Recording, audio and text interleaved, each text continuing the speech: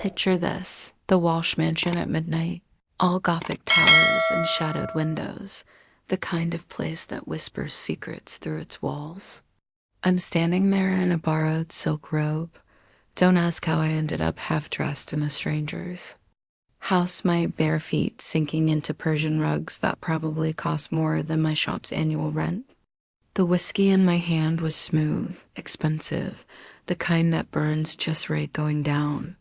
But it wasn't the alcohol making my head spin. It was the wall of Ming vases I'd been examining, each one supposedly priceless, each one supposedly unique. My great-grandfather's finds always came in pairs. Sienna had said, her voice carrying that lazy confidence that comes with old money. Funny, considering originals are one of a kind.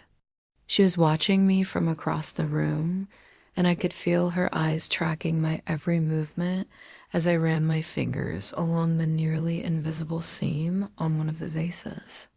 My breath caught because they were copies, perfect ones, the kind only someone with access to the originals could make.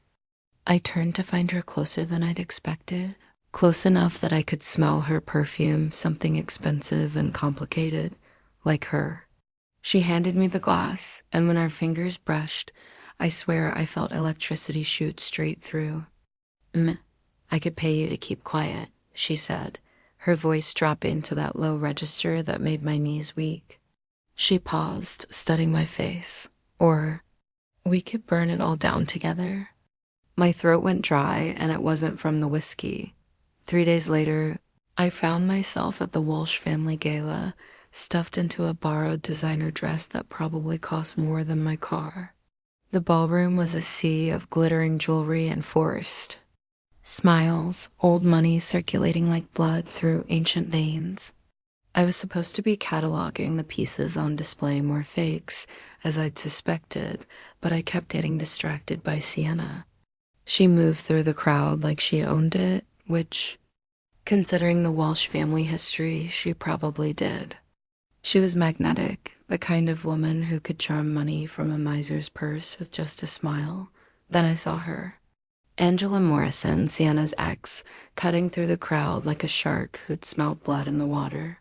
She was beautiful in that sharp, predatory way that made you want to check your wallet after shaking her hand. "Darling," Angela purred, her voice dripping with false sweetness as she approached us. "You must introduce me to your consultant." The way she said consultant made it sound like something dirty. I felt Sienna's arms slide around my waist, her grip possessive and warm. "Angela," Sienna said, her voice carefully neutral. "This. Ice Eloise Parker. She's helping us with the authentication process." How fascinating. Angela's eyes raked over me like I was livestock at auction. "And what exactly are you authenticating?" The tension between them was thick enough to cut with a knife. I could practically see the history crackling between them. Love turned to hate, trust turned to suspicion. I was caught in the middle, and I had no idea what game they were playing. "Just some family pieces," I said carefully. "Nothing too exciting." Angela's smile was all teeth. "Oh, I doubt that. The Walsh family has always been creative with their acquisitions."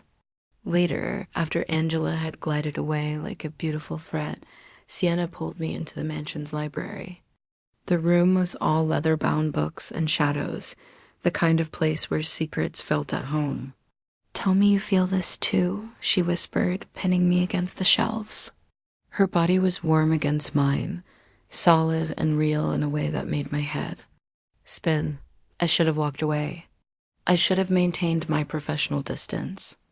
But when she looked at me like that, like I was the only thing in the room worth seeing, my resolve crumbled like ancient parchment. When she kissed me, it tasted like betrayal and bourbon, like dangerous choices and midnight confessions. And when she bit my lip, just hard enough to make me gasp, God help me, I arched into her like she was magnetized and I was made of metal. The next morning, I woke up in my own bed with the taste of her still on my lips and a sinking feeling in my stomach. The professional part of my brain was screaming warnings, but the rest of me was still humming with the memory of her hands on my skin. I should have known it was too good to be true. Angela's office was all sharp angles and cold chrome, the kind of place where dreams went to die.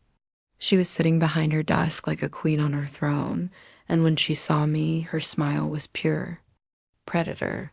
Eloise Parker," she said, sliding a file across the desk. "Formerly of Parker and Associates Authentication Services. Currently of Parker's Antique Appraisals, a charming little shop in the Arts District." The file hit the desk with a soft thud that might as well have been a gunshot. Inside were photos, documents, newspaper clippings. My past laid out like evidence at a crime scene. "The Morrison Gallery incident," Angela continued, her voice conversational, like we were discussing the weather. "A failed authentication that cost your client $300,000. Destroyed their reputation, nearly ended yours." My throat felt tight. That was a mistake. An honest mistake. Of course it was. But the Antiquities Board doesn't care about honesty, do they? They care about competence.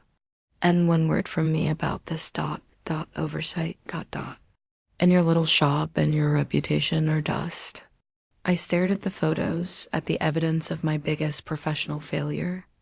The one mistake that had cost me everything I built, that had forced me to start over from scratch. The one mistake that could destroy me again. "What do you want?" I asked, though I already knew. "Stay away from Sienna, and whatever little arrangement you have with her. Write your report, collect your fee, and disappear." That's when the door burst open. Sienna stormed in, her eyes blazing with fury, and I'd never been so glad to see anyone in my life. "Try it," she said, her voice deadly calm in a way that made the hair on my arm stand up. "I've got 3 warehouses of proof that your family's the real fraud, Angela. Every piece you've sold, every authentication you've provided, every dollar. You've made all of it built on lies." Angela's composure cracked just for a moment. "You wouldn't dare, wouldn't I?" Sienna stepped closer, and I could see the resemblance now. The same predatory grace, the same dangerous intelligence. "You want to play games? Let's play." Angela's sneer was ugly. "You'll regret choosing some penniless shopgirl over blood." But when Sienna took my hand that night, her grip was steady. For the first time since this whole mess started, I believed we might actually win. The next few days were a blur of secret meetings and whispered conversations. Sienna showed me things that made my blood run cold, documents proving that the Walsh family had been involved in art forgery for decades, that half the pieces in major museums were copies, that the real originals were hidden in warehouses around the city. But it wasn't just the Walshes. Angela's family, the Morrisons, had been working with them, authenticating the fakes, providing the paperwork that made them legitimate. It was a conspiracy that went back generations, a web of lies and corruption that touched some of the most powerful families in the city. "Why are you showing me this?" I asked Sienna one night as we sat in her study, surrounded by evidence that could destroy both our families. She looked at me with those dark eyes that had haunted my dreams since the first night we met. "Because I'm tired of living a lie. Because I want to build something real, something honest. And because because I'm falling in love with you, and I can't ask you to love me back if you don't know who I really am." My heart stopped. Then started again, faster than before. "Sienna, I know it's crazy. I know we barely know each other, but when I'm with you, I feel like I can be myself. Not the Walsheris, not the art world darling, just me." I kissed her then, hard and desperate, pouring all my fear and hope and growing love into that kiss. When we broke apart, I made a decision that would change everything. "Then let's do it," I said. "Let's burn it all down." The plan was simple in concept, terrifying in execution. We would expose everything, the forgeries, the cover-ups, the decades of lies. We would destroy the Walsh family legacy, the Morrison reputation, and probably our own lives in the process. But we would do it together. The confrontation happened at the Walsh Family Foundation's annual board meeting. All the major players were there. Angela and her father, Sienna's mother, and the other Walsh family members. Representatives from the biggest galleries and auction houses in the city.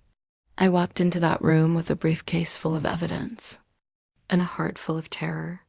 Sienna was already there, looking calm and composed, but I could see the tension in her shoulders, the way her hands trembled slightly as she poured herself a glass of water. "Thank you all for coming," she began, her voice steady. "I called this meeting because it's time for the truth." What followed was the longest hour of my life. We laid out the evidence methodically, piece by piece, document by document. The forgeries, the false authentications, the warehouses full of stolen originals. We showed them bank records, shipping manifests, correspondence between the families. Angela's father went pale. Sienna's mother started crying. Several board members looked like they were going to be sick. This is impossible," Angela said, but her voice lacked conviction. "You're destroying everything our family's built." "No," Sienna said quietly. "We're revealing what our family's built." And it was built on lies. The room erupted. Accusations flew, threats were made, lawyers were called. But through it all, Sienna and I stood together, united in our decision to choose truth over comfort, honesty over heritage. In the end, the authorities were called. Investigations were opened. The art world was shaken to its core as the scope of the fraud became clear. Careers were ruined, reputations destroyed, fortunes lost, but we were free. The next few months were hard. The scandal made headlines around the world. The Walsh family name was dragged through the mud, and mine along with it. My shop was investigated, my credentials questioned, my past mistakes dredged up and examined under a microscope. But I survived. We survived. Sienna lost her inheritance, her trust fund, her place in society. She was disowned by her family, shunned by her former friends. But she never once blamed me, never once suggested that we should have kept quiet. "I'd rather be poor and honest than rich and fake," she told me one night as we sat in my tiny apartment, eating takeout Chinese. Food off paper plates. "Besides, I've got you. That's worth more than all the money in the world." I looked at her, really looked at her, and marveled at how someone who had lost everything could still smile like that. Could still make me feel like the luckiest woman alive. "I love you," I said, the words tumbling out before I could stop them. Her smile widened. "I love you too." More than I ever thought possible. That's when she pulled out the ring box. Picture this, my cramped studio apartment unpacked. Boxes everywhere, the smell of takeout hanging in the air. Not exactly the setting for a fairy tale proposal. But when Sienna dropped to one knee in the middle of my living room, it was the most beautiful thing I'd ever seen. "Eloise Parker," she said, her voice shaking with emotion. "I know I don't have much to offer you anymore. No money, no status, no family approval, but I have something better." She opened the box, revealing a simple, elegant ring, not a diamond, but a deep blue sapphire that caught the light like captured starlight. "I have love, real, honest, unconditional love. And I have a dream." She pulled out another set of papers, a deed, a business license, architectural plans. "The shop next door is for sale. I thought we could expand, combine our businesses, call it Walsh and Parker, if you'll have me. Build something real together, something we can be proud of." I stared at her, this woman who had given up everything for truth, for honor, for love, who was offering me not just her heart, but her future. Sienna Walsh, I said, my voice thick with tears. Are you asking me to marry you? I'm asking you to be my partner in everything, in business, in life, and love. I'm asking you to build a future with me, one based on honesty and trust and the kind of love that's worth more than all the art in the world. I tackled her then, right there on the floor of my apartment, kissing her with all the joy and relief and overwhelming love that was bursting out of my chest. When we finally broke apart, both of us laughing and crying at the same time, I whispered my answer against her lips. Yes, yes to everything. 6 months later, Walsh and Parker Authentication Services opened its doors. It wasn't much renovated. Storefront in the Arts District, 2 desks, a handful of clients who were brave enough to trust us despite our notoriety. But it was ours. We specialized in honest appraisals and helping people separate the real from the fake, the authentic from the reproduction. We worked with museums to identify pieces that needed to be returned to their rightful owners. We helped families understand the true value of their heirlooms. It was honest work, important work, work that let us sleep at night knowing we were making the world a little bit better. The wedding was small, just a handful of friends in the local courthouse, followed by dinner at our favorite Thai restaurant. We couldn't afford anything fancy, but we didn't need fancy. We had each other, and that was enough. Angela was eventually convicted of fraud and sentenced to 3 years in prison. Several major galleries were forced to close after the extent of their complicity was revealed. The art world was forever changed, but it was changed for the better. And us, we were happier than we'd ever been. But here's the thing about truth. It has a way of coming out, even when you think you know the whole story. It was our first wedding anniversary when I found the letter. I was going through some old family documents, trying to organize our files, when I came across a manila envelope I'd never seen before. Inside was a letter, yellowed with age, written in my grandmother's careful handwriting. My dearest Eloise, it began, if you're reading this, then you found your way into the art world after all, despite my best efforts to keep you away. From it, my hands shook as I read on. The letter detailed my grandmother's work as a forger during World War II, how she'd helped create false documents and fake artwork to save lives, to smuggle Jewish families out of Europe, how she'd met my grandfather, who was working with the resistance, and how they'd fallen in love over shared secrets and dangerous missions. The skills I taught you, the letter continued, the eye for detail, the ability to spot the difference. Between real and fake, these weren't just parlor tricks. They were survival skills. And now, it seems, they've led you to your own love story. The letter was dated just months before she died when I was still in college. At the bottom, in her spidery handwriting, were the words, sometimes the most beautiful truth is hidden beneath layers of lies. But when you find it, when you're brave enough to reveal it, it's worth everything. I showed the letter to Sienna that night, and we sat in our small apartment, holding hands and marveling at the strange ways life connects us to the past, to each other, to the truth. So you come from a long line of rebels, Sienna said, kissing my temple. I should have known. Takes one to know one, I replied, leaning into her warmth. You want to know what I learned from all this? That authenticity isn't about age or provenance or expert opinions. It's about being real, being true, being brave enough to stand up for what's right, even when it costs you everything. The rarest find in Sienna's collection wasn't a Ming vase or a Renaissance painting. It was her willingness to choose love over loyalty, truth over comfort, honesty over heritage. The most valuable thing I ever authenticated wasn't a piece of art. It was the love I found in her eyes, the truth I heard in her voice, the future I saw in her hands. Every masterpiece has a forgery, they say, but love is always original. We're still here, still running our little shop, still helping people separate the real from the fake.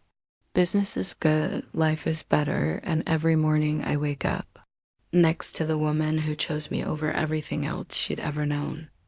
Some stories end with treasure, some end with triumph. This one? This one ends with truth. And sometimes, when you're brave enough to pursue it, truth is the greatest treasure of all. The Walsh mansion still stands on the hill, empty now, a monument to the lies that once lived there. But in our small apartment above the shop, surrounded by authentic pieces and honest love, we've built something better. We've built something real. And that, my friends, is worth more than all the art in the world.